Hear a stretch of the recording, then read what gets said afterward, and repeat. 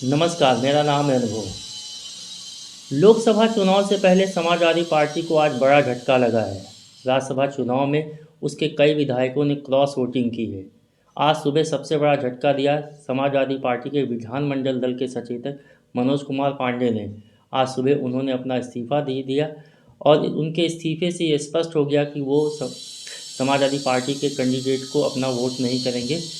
उनके इस्तीफे के साथ एक और बात स्पष्ट हो जाती है कि समाजवादी पार्टी के साथ जो उनका सफ़र चल रहा था वो भी अब ख़त्म होने वाला है। राजनीतिक गलियारों में ये चर्चा काफ़ी समय से थी कि समाजवादी पार्टी के विधायक मनोज कुमार पांडे पार्टी छोड़ सकते हैं और वो भारतीय जनता पार्टी का दामन थाम सकते हैं।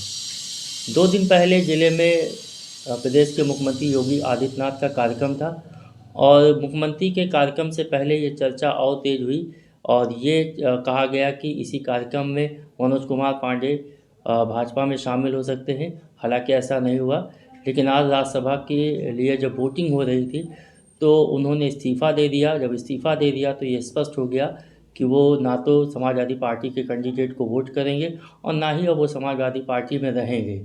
हालांकि अखिलेश यादव ने बयान देते हुए कहा है कि जिन विधायकों ने क्रॉस वोटिंग की है उनके खिलाफ कार्रवाई की जाएगी। हालांकि ऐसा लगता है कि समाजवादी पार्टी के राष्ट्रीय अध्यक्ष अखिलेश यादव को इस बात का आभास काफ़ी पहले हो गया था कि मनोज कुमार पांडे समाजवादी पार्टी के साथ लंबे समय तक नहीं रहेंगे, वो पार्टी छोड़ देंगे। मैं ऐसा इसलिए कह रहा हूँ क्योंकि मैं एक घटना का जिक्र करना चाहूँगा। पिछले साल 3 अप्रैल को रायबरेली के ऊंचाहार क्षेत्र में स्थित साईं प्रसाद मौर्य के कॉलेज में काशीराम की प्रतिमा का अनावरण कार्यक्रम था।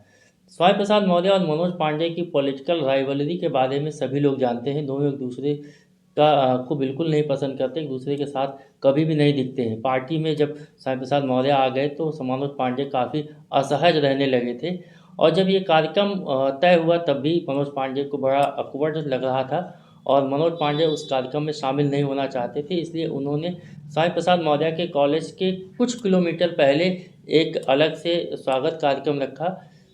मनोज पांडे ने वहां पर राष्ट्रीय अध्यक्ष अखिलेश यादव का स्वागत किया और उसके बाद वो कुछ दूर तक तो अखिलेश यादव के साथ गए, लेकिन वो स्वामी प्रसाद मौर्य के कॉलेज में जो कार्यक्रम चल रहा था उसमें वो शामिल नहीं हुए, वो कॉलेज नहीं गए। जब इस बात को लेकर के मीडिया ने अखिलेश यादव से सवाल किया कि क्षेत्रीय विधायक इस कार्यक्रम में नहीं आए हैं, तो अखिलेश यादव ने जवाब देते हुए कहा था कि उनका सफ़र वहीं तक था, हम समाजवादियों को दूर तक जाना है। इसका मतलब है कि अखिलेश यादव को ये भान हो गया था, ये उनको आभास हो गया था कि मनोज कुमार पांडे समाजवादी पार्टी के साथ लंबे समय तक नहीं रहेंगे। हालांकि स्वामी प्रसाद मौर्य भी पार्टी छोड़कर जा चुके हैं, वो अलग पार्टी बना चुके हैं, लेकिन कहीं न कहीं अखिलेश यादव को मनोज पांडे को लेकर के ये आभास था कि वो पार्टी के साथ ज़्यादा दिन नहीं रहेंगे। मनोज कुमार पांडे रायबरेली से हैं और रायबरेली कांग्रेस का गढ़ है। सोनिया गांधी यहाँ से सांसद हैं। सोनिया गांधी चूँकि अब राज्यसभा जा चुकी हैं, इसलिए आगामी लोकसभा चुनाव में कांग्रेस राहुल या प्रियंका गांधी में से किसी एक को अपना प्रत्याशी बना सकती है। मनोज कुमार पांडे ने आज इस्तीफा दे दिया है विधानमंडल दल के सचेतक पद से, पार्टी के अगेंस्ट जाके वोट कर दिया है। इसलिए ये संभावना और तेज़ हो गई कि वो जल्द ही भारतीय जनता पार्टी में शामिल होंगे और इसी को लेकर मीडिया में ये खबरें चलाई जा रही हैं कि बीजेपी आने वाले लोकसभा चुनाव में मनोज कुमार पांडे को रायबरेली से अपना प्रत्याशी बना सकती है। अब इस बात में कितना दम है कि मनोज कुमार पांडे आगामी लोकसभा चुनाव में रायबरेली से बीजेपी के प्रत्याशी होंगे, ये कुछ दिनों में स्पष्ट हो जाएगा।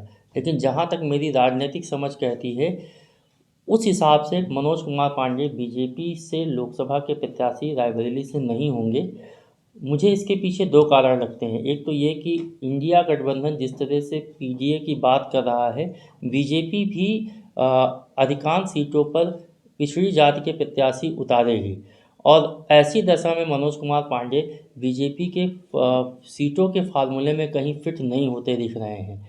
एक बात, दूसरी बात यही कि मनोज कुमार पांडे भले ही लगातार 3 बार से ऊंचाहार विधानसभा से विधायक हैं, लेकिन वो बहुत बड़े मार्जिन से चुनाव जीतते हुए नहीं आए हैं। पहले 2 चुनाव उन्होंने 2200 के लगभग इसी मार्जिन से चुनाव जीते हैं। इस बार का चुनाव थोड़ा ज़्यादा मार्जिन से वो जीते हैं, लेकिन अगर आप देखें उनके प्रभाव को तो ऊंचाहार नगर पंचायत का चुनाव वो अपने प्रत्याशी को नहीं जितवा पाए। उन्होंने बहुत जिद की, रायबली नगर पालिका के प्रत्याशी के टिकट को लेकर के अपनी पसंद का वो प्रत्याशी लेकर के आए और वो उसकी जमानत तक नहीं बचवा पाए हैं। और उनके इस जिद के कारण समाजवादी पार्टी दो धड़े में बटी। समाजवादी पार्टी के कई नेता छोड़ करके चले गए।